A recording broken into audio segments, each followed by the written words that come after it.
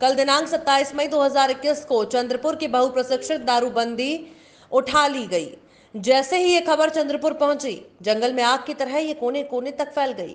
अधिकतर लोगों में इस दारूबंदी को हटाने के निर्णय को लेकर जहां पर खुशियां देखी जा रही हैं, वहीं पे भारतीय जनता पार्टी के नेता और कार्यकर्ता और दारूबंदी की शिल्पकार एडवोकेट परोमिता गोस्वामी की ओर से इसका विरोध भी देखा गया। हमने पार्थेश्वर की ओर से चंद्रपुर के विभिन्न राजनीतिक पार्टियों के पदाधिकारियों से उनकी राय जानी। आइए देखते हैं किसने क्या कहा। द्वारा चंद्रपुर में दारूबंदी उठा दी गई है, तो इसमें आपकी क्या प्रतिक्रिया है? देखो, चंद्रपुर में पिछले 6 साल पहले दारूबंदी का निर्णय हुआ था।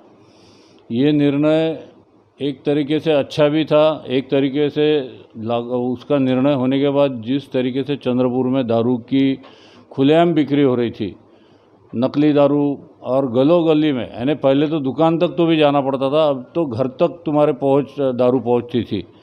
और इसलिए इस दारूबंदी का कोई मतलब नहीं था। ये दारूबंदी परोमिता गोस्वामी, जो ये दारूबंदी की मेन जिसने आंदोलन चलाया था, इनकी मेन डिमांड ये थी कि चंद्रपुर, अपना गढ़चिरौली और वर्धा, ये 2 जिलों में जो दारूबंदी शासन ने निर्णय लिया है कई सालों से, तो वहाँ की दारूबंदी इसलिए फेल हो रही है कि चंद्रपुर जिला इस दोनों जिलों को दारू का सप्लाई कर रहा है।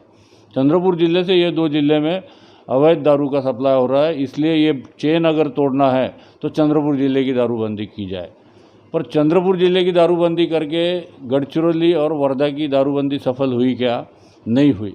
उल्टा चंद्रपुर जिले में ये दारूबंदी की वजह से बहुत ज़्यादा परिणाम अपने को दिखा है। गुंडागर्दी बढ़ गई, ड्रग्स का अवैध व्यापार यहाँ पे चंद्रपुर में बढ़ गया। जो अनजान लोग हैं, रोजगार नहीं है जिनको, ऐसे लोग इस दारू के धंधे में उतर गए। ऐसे बेरोजगार युवक, अच्छे पढ़े लिखे एमएससी और इंजीनियर लड़के इस दारू के धंधे में उतर गए थे। और इस वजह से, इस दारू के व्यवसाय की वजह से उनका पूरा भविष्य खराब होते जा रहा था। और बड़े आसानी से 2 बम्पर लाए, बेच दिए, अपने 1,500-2 हज़ार रुपये दिन का कमा रहे। इस तरीके से बड़े आसानी से उनको लग रहा था। पर कभी ना कभी उन पे केस होने के बाद, इंजीनियर रहो या कोई एमएससी पढ़ा लिखा लड़का, उसका कैरियर ख़राब हो रहा था। इसलिए इस दारूबंदी का कोई मतलब नहीं था। और शासन ने जो निर्णय लिया और दूसरी तरफ शासन का नुकसान हो रहा था। शासन का जो रेवेन्यू इस चंद्रपुर जिले से 600-650 करोड़ साल का मिल रहा था, वो भी नुकसान हो रहा था। दारू तो बिक ही रही थी, फिर शासन का नुकसान क्यों? और उसमें भी डुप्लीकेट दारू, लोगों की तबीयत खराब हो रही। ये सब दृष्टि से देखे चंद्रपुर का जो गुनहगारी का जो स्वरूप बढ़ते जा रहा था, ये सब देखते हुए एक अच्छा निर्णय शासन ने लिया, ऐसा मैं मानता हूँ।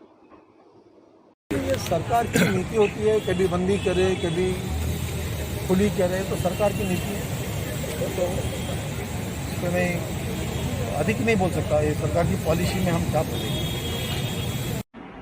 2014ला संजय देवतळे यांच्या अध्यक्षतेखाली समिती नेमली आणि दारूबंदी जिल्ह्यामध्ये करण्यात आली। ती केली गेली मागच्या सरकारमध्ये, आणि ही दारूबंदी केल्यानंतर अनेकांनी या दारूबंदीचं स्वागतही केलेलं होतं। परंतु ही दारूबंदी पूर्णतः फसवी होती। याचं कारण असं होतं की मोठ्या प्रमाणात अवैध दारूची विक्री, डुप्लिकेट दारूची विक्री, त्यातून तयार झालेले दारू माफिया, आणि त्याही पलीकडे जाऊन जवळपास 4,000 महिला या व्यवसायामध्ये गुंतल्यामुळे त्याच्यावर गुन्हे दाखल झाले। जवळपास 350 बालकावर यामध्ये केसेस झाल्या आणि गुन्हेगारीचं प्रमाण वाढलं। ड्रग्स मोठ्या प्रमाणात वाढले होते आणि यामुळं एक दहशत दारू माफियांची जिल्ह्यामध्ये झालेली होती। अवैध दारू ही गलोगली विकली जायची। सिव्हिल एरियामधले सुद्धा लोक या दारूच्या अवैध विक्रीमुळे हैराण झाले होते। तेथील त्या लोकांची शांती आणि शांतता भंग होत होती, आणि म्हणून अनेक ठिकाणी या दारूबंदीच्या संदर्भात तीव्र अशा लोकांचा आक्षेप होता आणि त्याच्या प्रतिक्रिया होत्या। त्यानंतर मी पालकमंत्री झाल्यानंतर जिल्ह्यामध्ये एक समीक्षा समिती केली। त्या समीक्षा समितीच्या मध्ये 2.5 लाख निवेदनं ही दारूबंदी उठवावी अशा प्रकारची होती। तर 33,000 निवेदनं ही दारूबंदी कायम ठेवण्या बाजूला होती। यानंतर राज्य सरकारने झा नावाचे आमचे सनदी अधिकारी